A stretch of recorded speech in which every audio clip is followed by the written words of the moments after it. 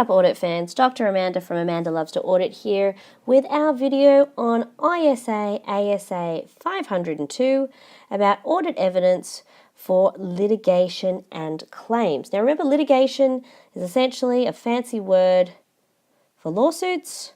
And remember, we might be doing the suing or people might be suing us.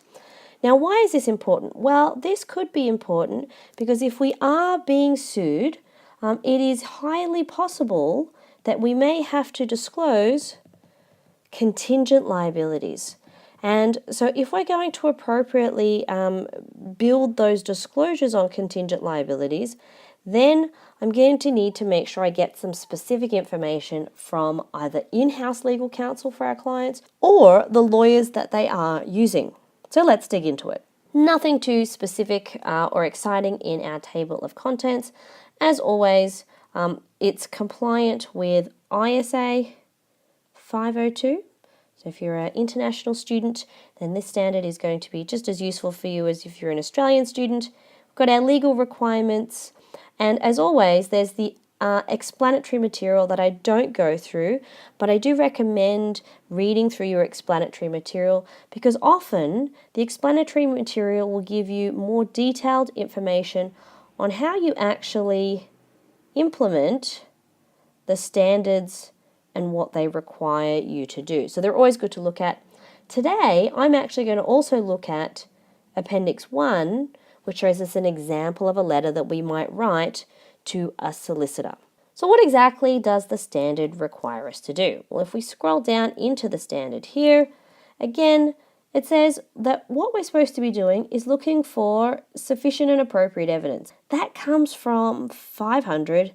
Nothing new there. We're going to see it in every single standard in our 500 series, and it gives us the specific area of this standard, litigation and claims, for our clients.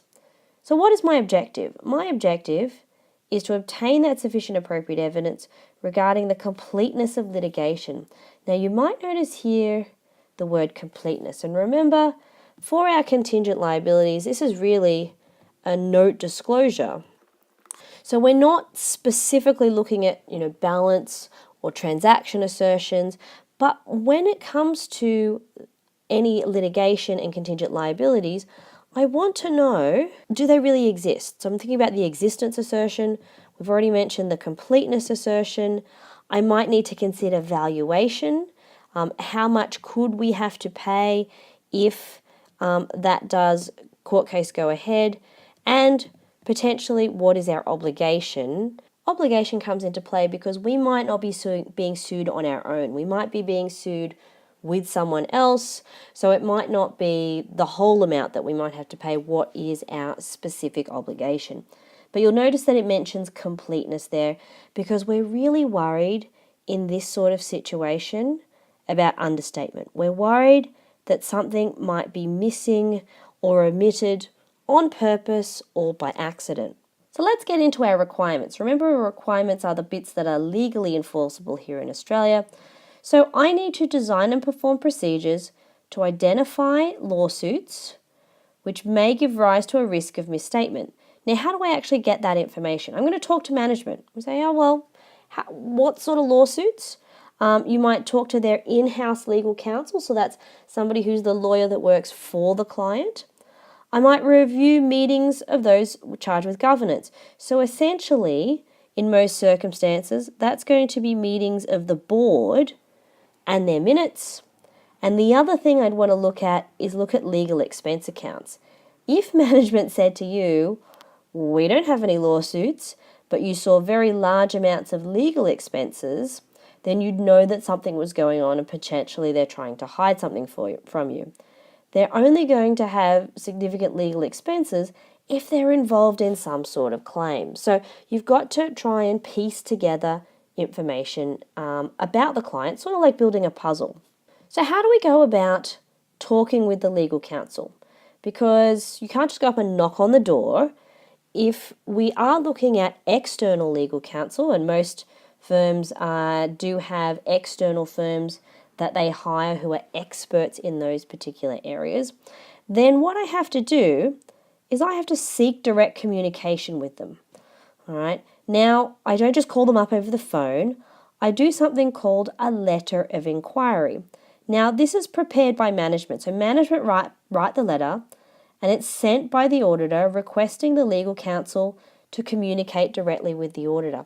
Now, this is important because typically when we're thinking about clients, there is something that is called client privilege, which means that any information that the lawyer and the client, or the legal counsel and the client, talk about is privileged. It can't be subpoenaed in any way.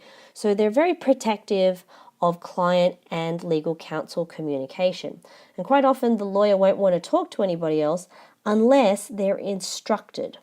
Okay, so what we're seeing here is specific instruction for the lawyer and the auditor to communicate.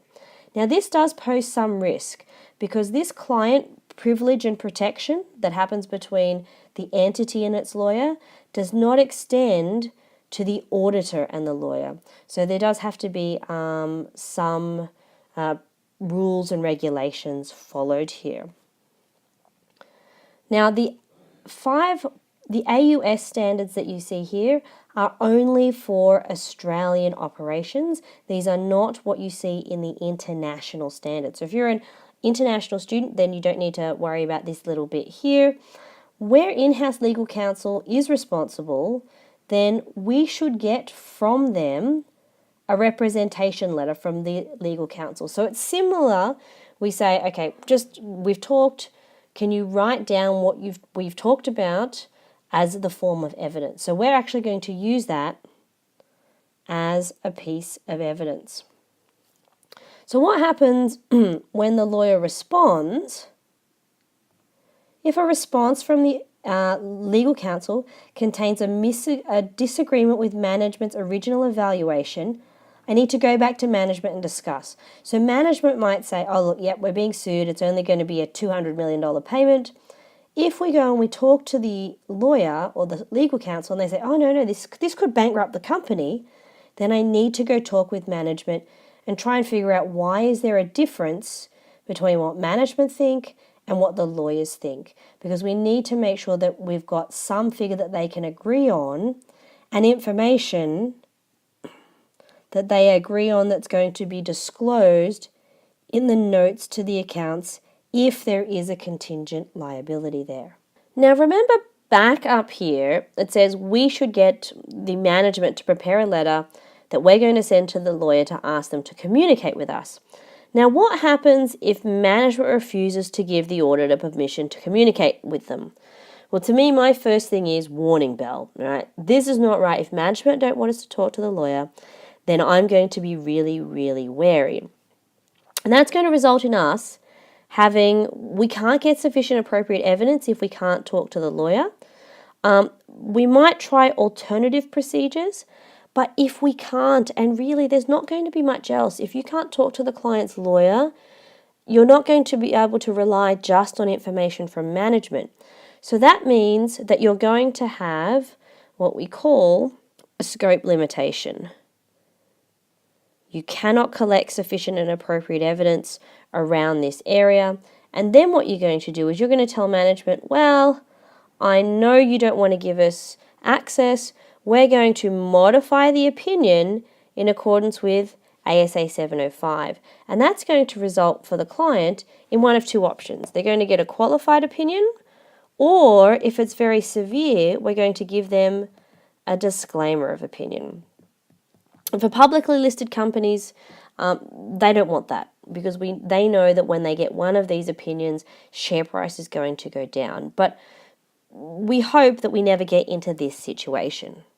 Now, of course, when we get any evidence, we need to get evidence that is written because oral evidence is unreliable. Right? It's highly likely people might lie. They might omit information. So when we have a written representation is a situation where those people will say, we're telling you everything. We're not omitting anything. We're not hiding anything. we're not covering anything up, so that then we can say that they think that they've been telling us the truth. Now remember, this is only for litigations and claims, and this is really important because it's hard to get other sorts of information. Now let me flick over to the next page and we're going to look at what one of these letters to the legal counsel actually looks like. This is really just another form of confirmation. Now remember, confirmation is one of our major sources of evidence, an external confirmation. So here's an example of what one looks like. We say, "Dear lawyer, I'm preparing the financial report for this company. I want to confirm that you're the lawyers for these matters. If you disagree, please tell us what you disagree about. Tell us any other open files." So open files is really, we're trying to find out if there are any other cases that perhaps management didn't tell us about up here, and there might be something else that we might need to know. And remember, this is really important when it comes to the completeness assertion. Completeness assertion is one of the hardest assertions to gain evidence on because we're trying to find out if any information is missing. So that's one way to do it. Now, if you scroll down, there's some other disclaimers about they might use another lawyer, we're only seeking certain information, and we're only asking you for information that where you're acting as the lawyer, not for anything else. We also specifically say our reply is only for the information for the audit. All right, we're not going to be quoting it or referring it to anything else, nor will it be given to any government agency or other person unless specific laws or regulations are allow it. So we're trying to protect and make sure that this information remains confidential, because lawsuits, pretty juicy stuff that quite often clients don't want getting out into the public arena. So we are covered, remember, under our ethical standards to remain confidential. So that's it for ASA 502 on litigation and claims. Thanks for listening. If you have any questions, please make sure you leave them in the comments. I'll do my best to answer. You can always catch me on Facebook at Amanda Loves to Audit, on Twitter as Amanda's Audit, on Instagram as Amanda Loves to Audit. And if you thought the video was useful, I'd really appreciate the thumbs up, and I will see you next time.